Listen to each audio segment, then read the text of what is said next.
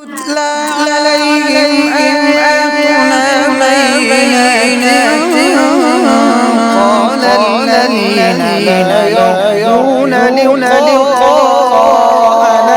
بقرآن غير هذا بقرآن غير هذا أو بدل قل ما يكون لي أن أبدله من تلقاء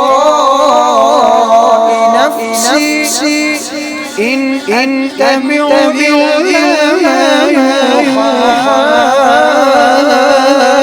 إلي إني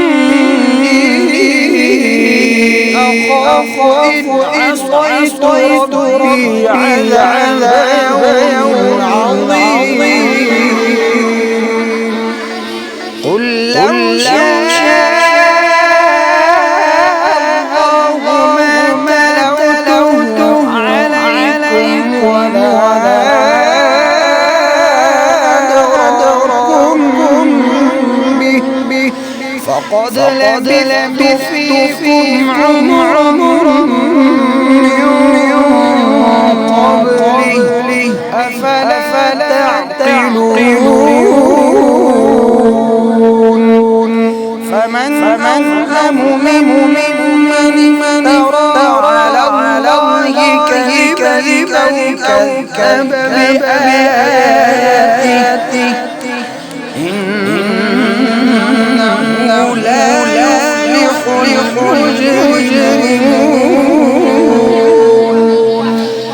ويعبدون من دون الله ما لا يضرهم ولا ينفعهم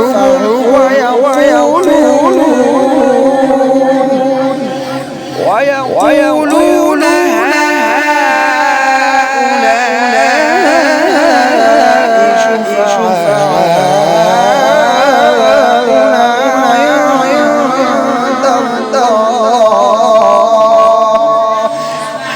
قل أتنبئون الله بما يعلم في السماوات وفي الأرض سبحانه وتعالى